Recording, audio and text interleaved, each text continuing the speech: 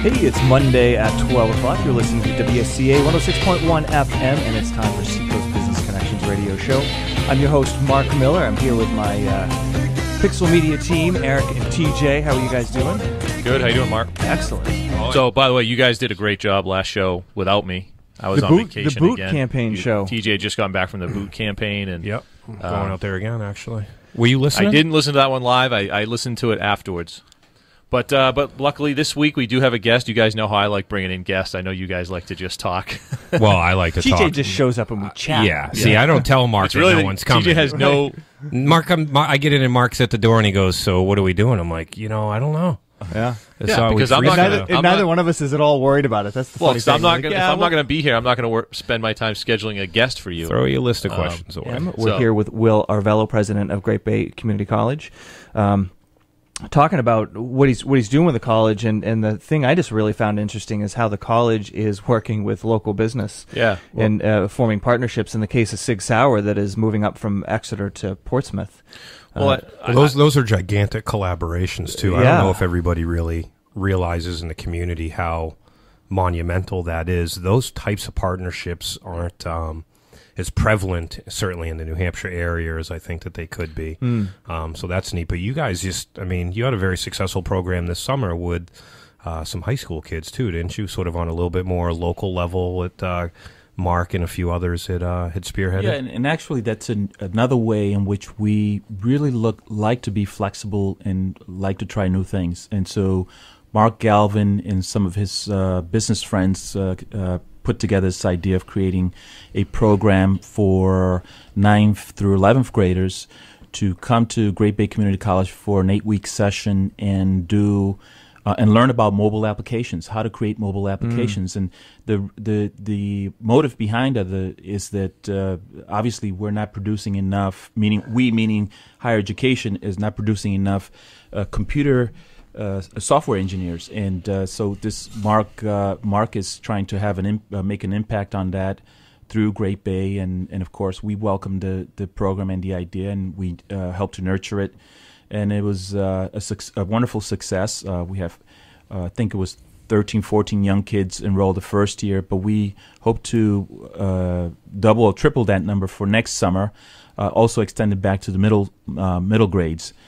So look for information on that in the near future as we build out that program. You're grooming future students and future professionals ultimately that will stay in the area. I mean, definitely that's a beautiful thing. Most definitely. In the community college system, overall, 95% of the students are from New Hampshire and stay in New Hampshire to work and live and play. And so we are about educating the New Hampshire resident and helping them gain the skills that are going to make them successful and support New Hampshire business. Will, I'm curious because the huge companies, they're very savvy in going out and getting other resources to help them train their workforce. Smaller companies, even us included, for a long time, we're sort of having a hard time filling positions. We just sort of keep at it until we stumble across people. But as of the last couple of years, we've been working with you more closely to say, look, how can we get a little more integrated into your curriculum? And it's not an overnight thing. It starts with some conversations, then it turns into maybe some people from our office going and speaking. I know we sent some people to the boot camp that Mark did. But, I mean, is that how it has to happen? I mean, to just get engaged with you? I mean, how would a business that doesn't know you, isn't already a huge company with a big HR department, get engaged with the college to start that process? Because we're probably a good 18 months into it since we met, and, we're still just chipping away at what we hope will turn into Great Bay Community College, putting out people that we think we can, put to work right away, not only with our company, but a lot of companies like us in the area. So is that the way to go about it, is just start a conversation with you, or how does a small business do that? It happens in so many ways, and it can be from bottom up or top down, but we have people who engage with our faculty, and our faculty bring them into the classroom, and relationships begin that way, and that has a further impact on how we look at curriculum and reform curriculum. But also, of course, many of the connections have happened through me or through our business training center, which is out there in the community, talking to business and industry all the time, and they do customized training. And Lynn Tabalonis, who directs that center, does a really good job of getting out and talking to business and industry about their needs, training needs specifically. Yeah. And so there are many different kinds of ways in which this happens. And to your point about how slow it happens, there is required time that we need to put into it, that our partners need to put into it. This doesn't happen overnight. In most instances, you're talking about integrating yourself into a different kind of culture than the typical business culture, as you know. And things don't happen. Things don't happen overnight. But I agree. But I will say it happened. I mean, your organization does. Things happen faster than than you might be able to approach, say, a larger institution. That we try to be responsive, and a lot of times it takes somebody who's really interested in, the connections happen, and on both ends there's a lot of interest, and things move along. A lot of times it takes a little bit of a nudging from me to make things happen.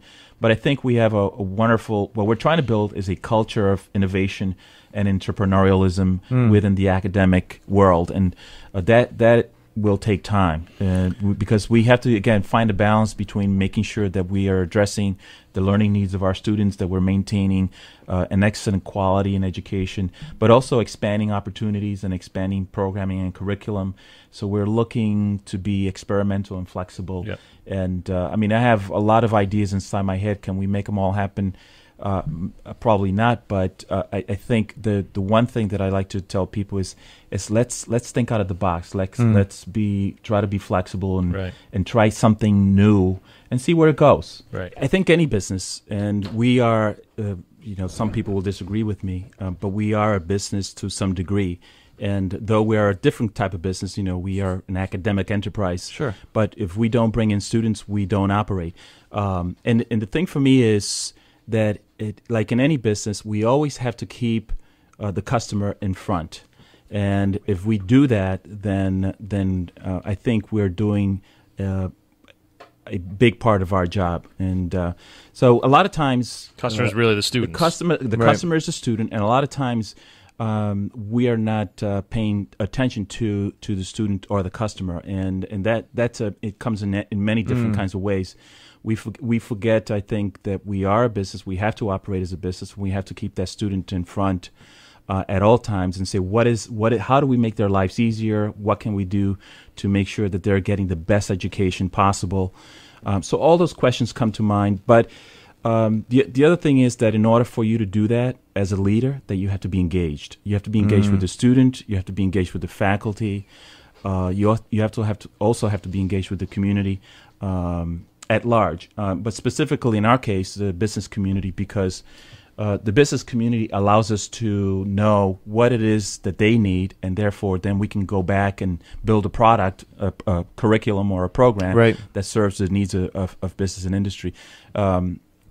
Because everything relates to building a workforce. So whether you're talking about doing computer training, or you're talking about doing nursing, or you're talking about doing, in our case, veterinary technology, or transfer programs. We have several transfer programs that lead right to UNH.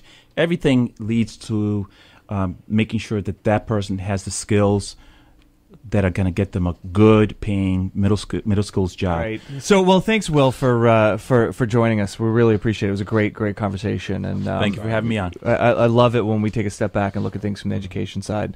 And TJ, Eric, Mark, thanks. Pleasure as always. Thanks, Will. Appreciate it a lot. Thank you.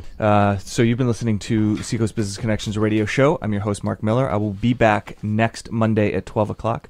So find us then, and right now, stay tuned for A Redhead Spins the Blues. Thank you.